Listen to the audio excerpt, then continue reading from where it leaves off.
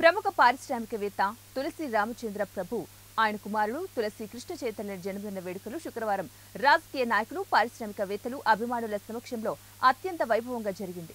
ఈ సందర్భంగా స్థానిక ఆరెండల్పేటలోని యోగి భవన్లో ఏర్పాటు చేసిన కార్యక్రమంలో తమ కుమారులు తులసి యోగేష్, తులసి కృష్ణ చైతన్య మనవడు తులసి ఆదిత్య సమక్షంలో భారీ కేక్ కట్ చేసి రామచంద్ర ప్రభు కట్ చేశారు.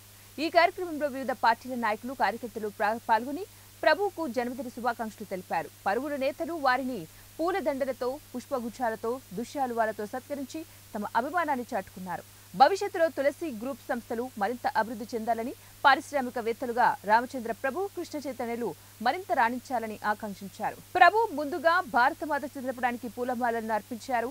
భారత మాతకి జై అని నినాదించారు. ప్రముఖులు డాక్టర్ మద్దినేని గోపాలకృష్ణయ్య, ఎమ్మెల్సీ డొక్కా మాణిక్య వరప్రసాద్, వ్యాపారవేత్త శ్రీ మలిశెట్టి సుబ్బారావు, సుప్రీం, సర్జికల్స్ జవహర్ తదితరులు విచ్చేసి శుభాకాంక్షలు తెలియజేశారు. 80 అనుకుంటాను. ఆ బ్రహ్మాండ జీవితంతో సకాలు కొట్టుకుంటా వచ్చేవాడు. కాకా నుంచి బస్ ఛార్జ్ పాప ఆయన పెట్టినవాడు. First coastal packaging project report అంతా టైప్ ఇచ్చింది ఆయన చేతే. అప్పుడు కాస్త అప్పుడప్పుడు చిన్నగా చివట్లు కూడా పెడతా ఉంటాను. నేను చూస్తూ ఉంటాను కదా ఇప్పుడు. అప్పుడు చేస్తాను. First employee and senior most employee of this group. అప్పుడు ఎంతమంది పట్టణం బజార్లో 4-5 సేల్స్ వాళ్ళంతా బయట తిరుగుతుంటారు. ఆ స్థాయి నుంచి కూడా ఆఫీసులోనే సుమారుగా 90 నుంచి 100 మంది ఫుల్ ఫ్లెడ్జ్డ్గా సేల్స్ వాళ్ళతో కలుపుకుంటూ పనిచేస్తున్నారు. 100 దాటి ఉంటారు సేల్స్ వాళ్ళు. పెద్ద సంఖ్య. మనం ఆ స్థాయి నుంచి ఇంకా ఇదేంటంటే మన ఎంప్లాయ్మెంట్, ఉద్యోగ కల్పన చేయాలి, ఎంప్లాయ్మెంట్ క్రియేట్ చేయాలి. రాబోయే రోజుల్లో ఇంకా ఎక్కువ మంది మన హెడ్ ఆఫీసులోనే 200 మంది పనిచేసేటట్టుగా మనం సంస్థలను అభివృద్ధి చేయాలని నా అభిప్రాయం. ఇంకా మనం ఇంకొక 2 ఫ్యాక్టరీలు, 3-4 ప్రాజెక్టులు ఉన్నాయి నా దగ్గర.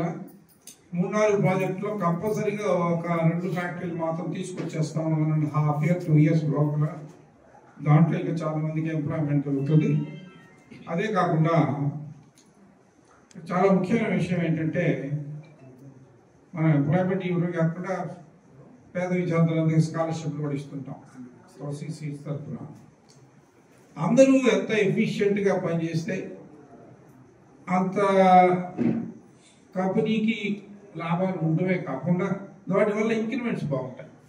అదొకటి అందరూ గుర్తుపెట్టుకోవాల్సిన విషయం. ఎందుకంటే కంపెనీ రావకూడదు కాదు కదా.